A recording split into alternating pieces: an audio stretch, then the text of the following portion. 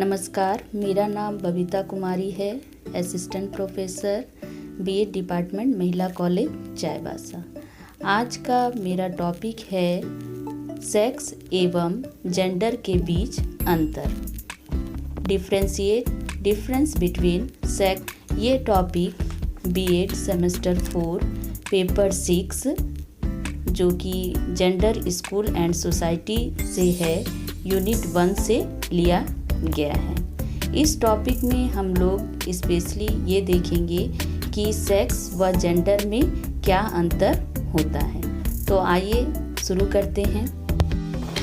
Sex और gender दो शब्द हैं जो पुरुषों और महिलाओं के बीच अंतर का उल्लेख करते हैं। हालांकि इन दोनों शब्दों का आम तौर पर एक दूसरे के लिए उपयोग किया जाता है, लेकिन वास्तविक रूप से देखा जाए तो सेक्स और लिंग की अलग अलग धारणाएं होती हैं। सबसे पहले हम लोग जानेंगे कि सेक्स क्या है। सबसे पहले सेक्स एक व्यक्ति की शारीरिक जैविक विशेषताओं को संदर्भित करता है, जिसमें यौन प्रजनन लक्षणों पर ध्यान केंद्रित किया जाता है, जिसमें पुरुषों में पुरुष यौन लक्षण लिंग वृषण शुक्राणु होते हैं और महिलाओं में यौन लक्षण योनि अंडाशय अंडे होते हैं। कहने का तात्पर्य यह है कि सेक्स जो है व्यक्ति की फिजिकल और बायोलॉजिकल कैरेक्टरिस्टिक को दर्शाता है। नेक्स्ट हमारा जो पॉइंट है वो है सेक्स जैविक मतभेदों से संबंधित होता है। उदाहरण के लिए पुरुष और महिला जननांग आंतरिक और बाहरी दोनों अलग अलग होता है, जैसे हार्मोन्स हुआ, क्रोमोसोम्स हुआ।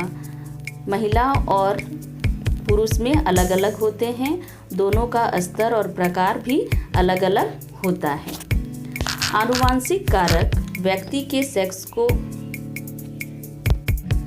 तीसरा पॉइंट जो हम लोग देख रहे हैं वो है आनुवांशिक कारक व्यक्ति के सेक्स को परिभाषित करते हैं। महिलाओं में 46 क्रोमोसोम्स होते हैं, जिसमें 2 X शामिल होते हैं, और पुरुषों में 1 X और 1 Y सहित 46 क्रोमोसोम्स होते हैं। X और Y क्रोमोसोम्स में Y क्रोमोसोम्स प्रमुख होता है और भ्रूण के बढ़ते हुए परीक्षण को शुरू करने के संकेत वहन करता है।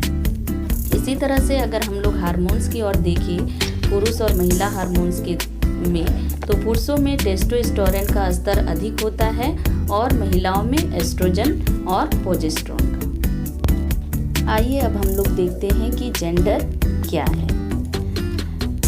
जेंडर महिलाओं और पुरुषों के सामाजिक रूप से निर्मित विशेषताओं को संदर्भित करता है, जैसे मानदंड, भूमिकाएं और महिलाओं और पुरुषों के समूहों के बीच के संबंध। लिंग में बाहरी अभिव्यक्तियां जैसे नाम, स्वरनाम, कपड़े, बाल कटवाने, व्यवहार, आवाज या शरीर की विशेषताओं के माध्यम से व्यक्त की जाती है। समाज इन संकेतों की पहचान मर्दाना या स्त्रीत्व के रूप में करता है। कहने का तात्पर्य यह है कि जेंडर जो है वह सामाजिक निर्माण और विश्वास प्रणालियों पर आधारित होता है। जिस तरह का व्यवहार लोग करते हैं वो उसी प्रकार का समाज में नाम दिया जाता है।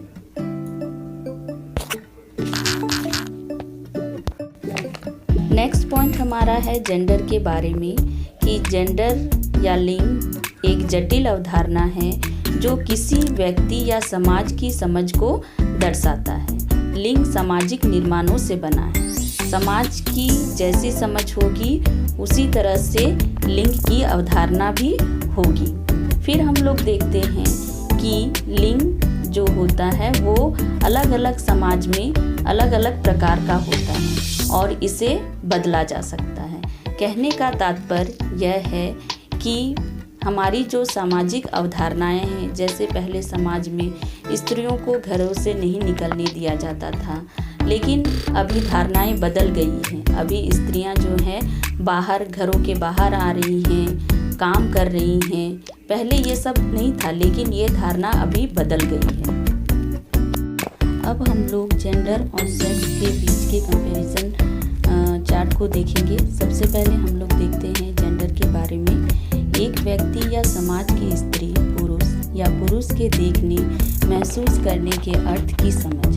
सामाजिक व्यक्तिगत लिंग पहचान और अभिव्यक्ति को प्रभावित करते हैं और अभिव्यक्ति को दूसरों द्वारा कैसे माना जाता है। इधर सेक्स है यौन प्रजनन लक्षणों पर ध्यान देने के साथ एक व्यक्ति की शारीरिक जैविक विशेषताओं जिसमें पुरुषों में पुरुष यौन लक्षण जैसे लिंग वृषण शुक्राणु होते हैं और महिलाओं में महिला यौन लक्षण जैसे योनि अंडाशय अंडे होते हैं।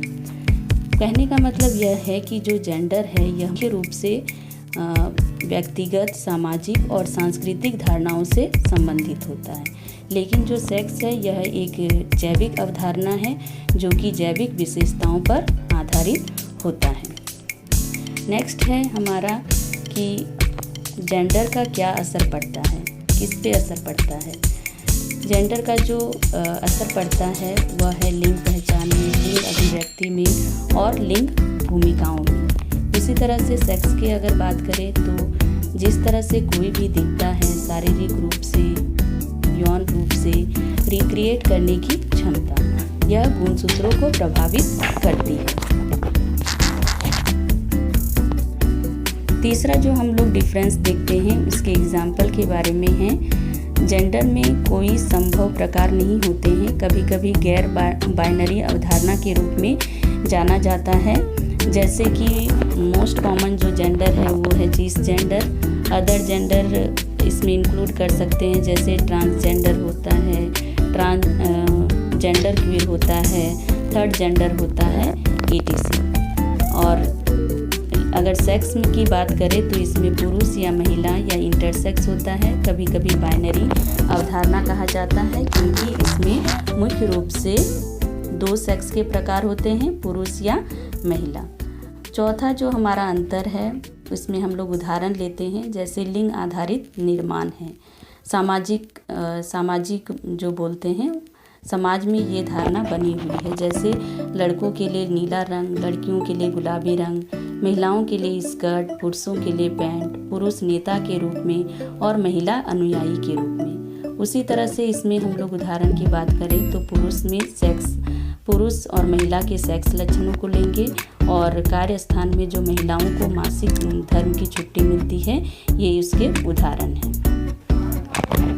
नंबर 5 अंतर है हमारा जेंडर के अंतर्गत परिवर्तन मुश्किल है मगर बदलना असंभव नहीं है, क्योंकि यह किसी की मनोवैज्ञानिक पहचान का एक हिस्सा होता है। जैसा कि मैंने पहले के स्लाइड में ही बताया कि 1970s में जो है महिलाओं को घरों से निकलने नहीं दिया जाता था, उसे अच्छा नहीं माना जाता था, उसे पैसे कमाने नहीं दिया जाता था।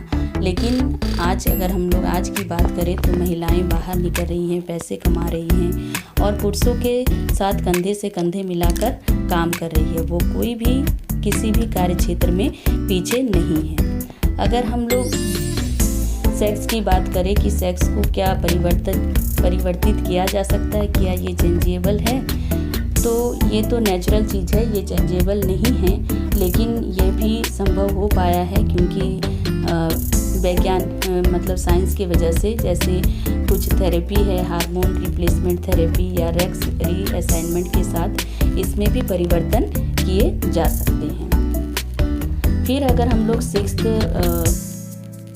डिफरेंस की बात करें तो इसमें जो है कि विकार कौन कौन से डिसऑर्डर होते हैं जेंडर में। लिंग पहचान डिसऑर्डर है जैसे कि लिंग डिस्फोरिया, और अगर हम लोग सेक्स के अंतर्गत आते हैं तो इसके अंतर्गत जो डिसऑर्डर आते हैं वो है आंतों की स्थिति, यौन रोग, पैराफीलिया, यौन संचरित रोग इत्यादि।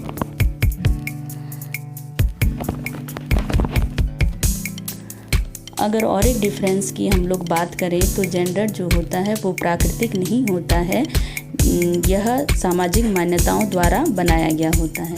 लेकिन जो सेक्स होता है वो नेचुरल होता है, प्राकृतिक होता है और ये जेंडर से पहले आता है। तो इस तरह से हमने जेंडर और सेक्स के अंतरों को देखा और मुझे उम्मीद है कि स्टूडेंट्स अब जेंडर और सेक्स के बीच में अंतर को स्पष्ट जरूर कर पाएंगे। धन्यवाद। जेंडर और सेक्स के डिफरेंस को मैंने इंग्लिश वर्जन में भी बताया है यहाँ पे, जिससे हिंदी और इंग्लिश दोनों स्टूडेंट्स इससे लाभ उठा सकेंगे।